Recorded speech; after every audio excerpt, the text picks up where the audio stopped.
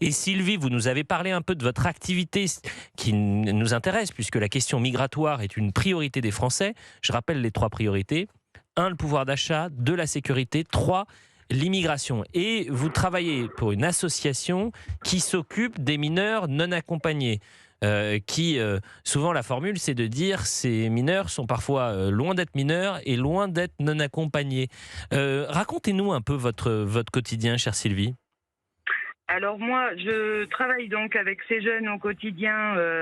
Moi, je suis maîtresse de maison. Je suis pas éducatrice, je suis maîtresse de maison, mais en internat, donc je fais jour-nuit.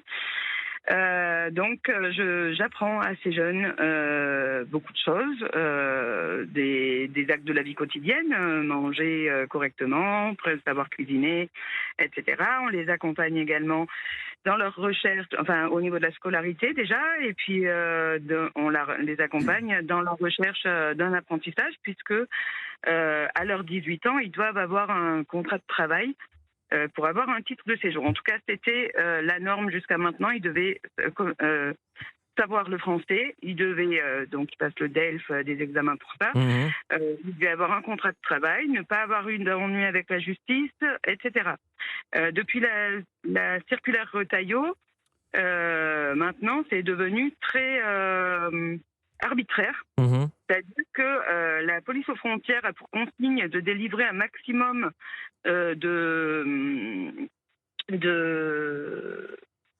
d'avis défavorables sur l'expertise de leur papier d'identité. Mmh. Donc, ces avis défavorables, ça peut être un doute sur la qualité du papier, une faute d'orthographe ou juste un doute. Sur un problème de forme. Mais Pas seulement de Sylvie, forme, ou aussi du fond, parce que sur le papier, effectivement, ça peut être des faux papiers. En revanche, Sylvie, ce qui m'intéresse, puisque vous travaillez au plus près de ces mineurs non accompagnés, est-ce que vous êtes entouré, parce que c'est aussi la question qu'on se pose, beaucoup d'associations refusent par exemple qu'il y ait des tests osseux afin qu'on soit certain d'accueillir, dignement d'ailleurs, et d'accueillir des enfants, des mineurs qui sont effectivement non accompagnés. Est-ce que vous êtes certaine qu'autour de vous, il n'y a que des mineurs ? Non. Je pense que certains passent à travers et n'ont pas l'âge qu'ils disent, mais c'est une grande minorité. Mmh.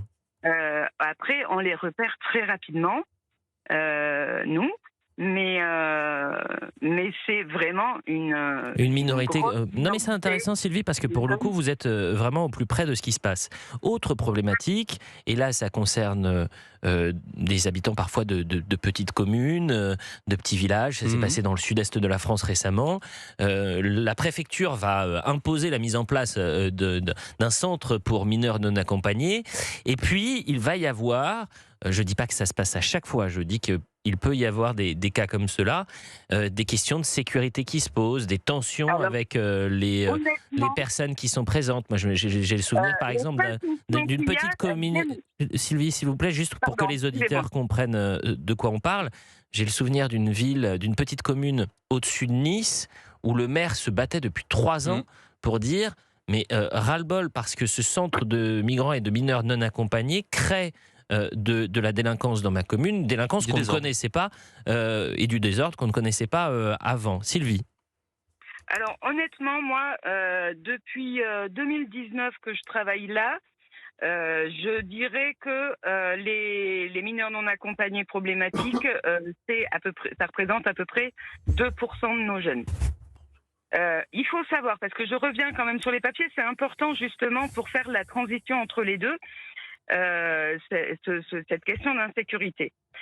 On a un jeune qui est sorti de nos effectifs une fois majeur, il y a 2 ans, qui n'avait pas de contrat de travail, qui n'avait pas réuni les conditions qu'on lui demandait, qui faisait n'importe quoi et qui était un délinquant, que moi-même j'aurais pu raccompagner au pays s'il m'en avait été donné l'occasion. Sa propre communauté lui a payé un billet pour qu'il rentre au pays, parce qu'ils en avaient marre de le voir faire n'importe quoi. Bref. Bon, il a eu un titre de séjour. Non, mais Il a eu un titre de séjour. On en a un autre comme ça. qui fait n'importe quoi, qui aura peut-être son titre de séjour parce que son pays a des accords avec la France et parce que ses papiers dans son pays sont faits conformément à nos normes. Alors qu'on a des jeunes qui sortent, qui se prennent des OQTF alors qu'ils font tout bien, ils ont un travail, leur patron en est content, tout le monde est content d'eux, ils sont vraiment... ils portent des valeurs vraiment... Mais dans une politique comme ça, où on attribue des OQTF juste sur un doute sur les papiers, et que des gamins qui font n'importe quoi et qui sont dangereux pour tout le monde, on leur accorde des papiers parce que des titres de séjour parce que leurs papiers, on n'émet pas de doute. Oui. C'est encore une fois, je dis, la parole, elle est libre, elle est plurielle. Juste, Sylvie, qu'on puisse là aussi comprendre à qui on parle. Je ne vais pas vous demander pour qui vous votez, mais est-ce que aujourd'hui vous vous classez un peu plus à gauche ou un peu plus à droite? Est-ce que aujourd'hui vous considérez que la question migratoire et la question des flux migratoires, c'est une question essentielle en France et même existentielle, et il va falloir à un moment donné fermer les pompes aspirantes parce qu'on ne peut pas accueillir dignement aujourd'hui. Il y en a tellement qu'on ne peut pas les accueillir dignement.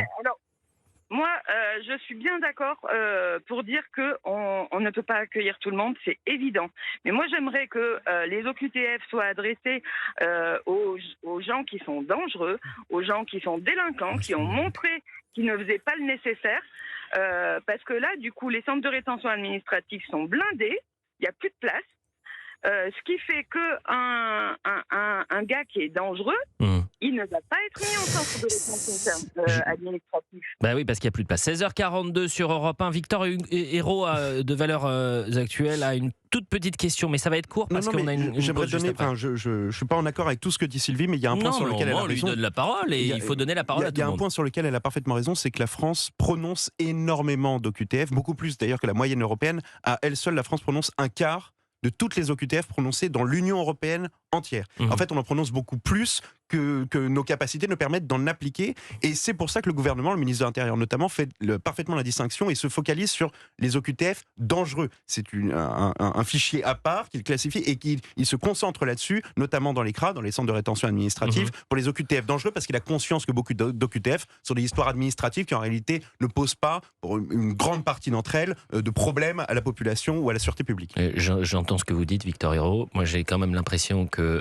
ça soit l'exécution des OQTF ou pour le prononcer des OQTF, la question qui est centrale, c'est la question de l'immigration, au-dessus des OQTF ou non. C'est la question des frontières. Voilà. C'est la question, évidemment, de aujourd'hui réduire ces flux, puisque vous avez des centaines de milliers d'entrées et de sorties, que vous n'arrivez plus à les contrôler, et qu'il y a aussi une question de dignité, c'est-à-dire comment accueillir les personnes dignement et ne pas avoir cette vague qui arrive sans pour autant la contrôler. Jules Torres, rapidement. Oui, non, mais c'est vrai que cette question, finalement, on parle de l'aide sociale à l'enfance et on sait que, vous l'avez dit tout à l'heure, je ne suis pas sûr que ce soit une grande minorité. Il y a un rapport parlementaire de 2019 qui nous disait qu'il y avait entre 60 et 90%, alors c'est des chiffres extrêmement larges, de ces mineurs non accompagnés qui n'étaient ni mineurs ni accompagnés. Donc évidemment, ça pose la question de l'accueil, ça pose la question du contrôle de nos frontières, ça pose la question de la dépense publique. Il faut quand même savoir que les mineurs non accompagnés, le budget est alloué aux départements de France, les collectivités territoriales qui sont déjà, qui croulent sous la dépense publique, c'est 50 000 euros à peu près. Aujourd'hui, le poids et le coût d'un MNA en France, donc évidemment, ça pose beaucoup de questions et finalement, ça dit beaucoup du laxisme de notre politique migratoire. Et puis, c'est aussi ce bras de fer entre la préfecture et une commune, un maire, des habitants. Bien sûr. Vous avez des préfets qui vont essayer de mettre en place des centres de mineurs non accompagnés dans certaines villes ou dans des tout petits villages où les gens n'ont pas forcément envie d'avoir ces centres-là. Dans les Jeux Olympiques, les JO, ça a été le cas. Vous avez dans le sud-est de la France, il faudrait retrouver cette ville dont nous avions parlé il y a quelques semaines. Je vais vous remercier, chère Sylvie. C'était très intéressant. Oui, mais on est en retard. On est très en retard, Sylvie. Et je vous ai donné la parole pendant 15 minutes. Et il y a beaucoup de monde au standard. Ce sera très bref. Juste pour dire le coût. Comme toute structure médico-sociale, il y a un coût par jeune et par jour. Pour une mineur non accompagné, c'est 60 € par jeune et par jour. Pour une MEX normale, avec une maison d'enfants à caractère social normale, C'est 260 € par jeune et par jour. Merci Sylvie pour votre témoignage. La parole, elle est libre, elle est plurielle sur Europe.